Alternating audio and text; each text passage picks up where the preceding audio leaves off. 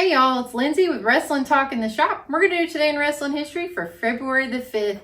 Now, sorry guys, we have been super sick. So we have not posted in a bit. But anyways, we're going to get back on track. Apologize for the delay. And here we go. 1971, Atlanta, Georgia, in the finals of the 14-man tournament. El Mongol defeated Nick Bockwinkel to win the vacant NWA Georgia Heavyweight Championship.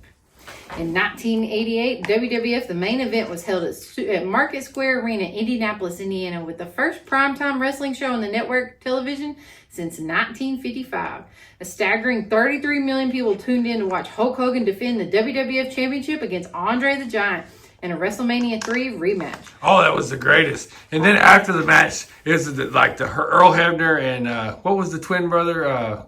Earl and see if it says it in the. It does. Earl, Makes him talk about it. Earl and what was the other one's name? I can't remember. He threw him over the top. I can't remember. Anyways, it didn't say about the ref where he chunked that Earl Hebner, the twin brothers, the evil twin. What was the other one? Earl Hebner and Dave Hebner. Yeah, I don't know which one was which, but he chunked. I mean, that was like the cruelest thing ever. He chunked that guy across that room. And I mean, that was just something, you know. And Hulk Hogan, after that, he cried because he lost the world title. You don't see that nowadays. I mean, John Cena for years would come out smiling after he lost the world title.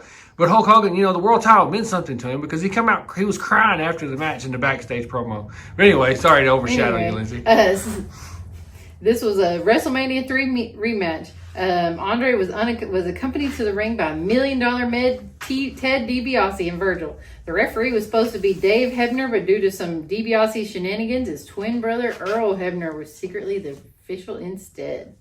Being paid off by the $1 Million Man, Hebner counted Hogan for a 3 count, even though his shoulders were clearly up at 2, and Andre the Giant won his first and only ever singles title in the WWF, which he held for an astonishingly 108 seconds. And he claimed I am now going to surrender my tag team championship to Ted DiBiase. You know, the Giant had also been bought off by DiBiase, handed over the championship belt, making DiBiase the world championship for a time. And Andre got a title reign out of it, but Ted DiBiase didn't, and he actually defended the title.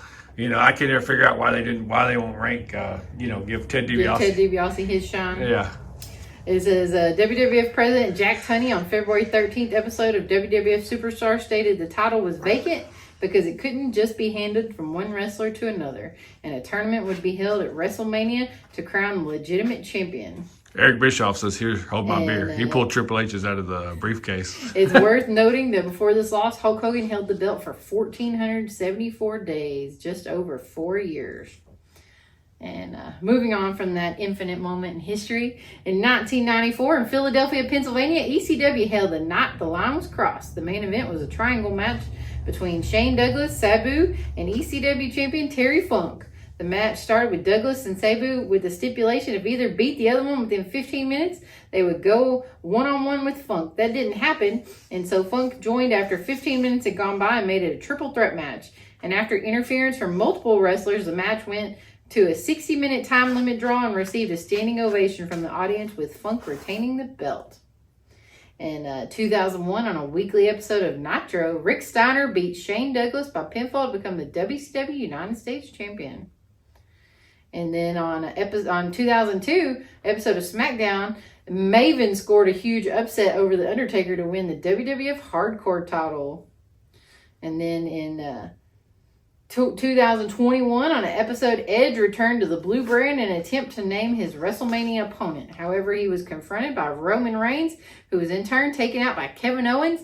And on the show, Big E retained the Intercontinental Champion in a triple threat match against Apollo Crews and Sami Zayn. And that's going to wrap it up, guys, for Today in Wrestling History. Thanks for watching. Like and subscribe, and we'll catch you on the next one. Guys, sorry about the delay. We're going to get back to it now.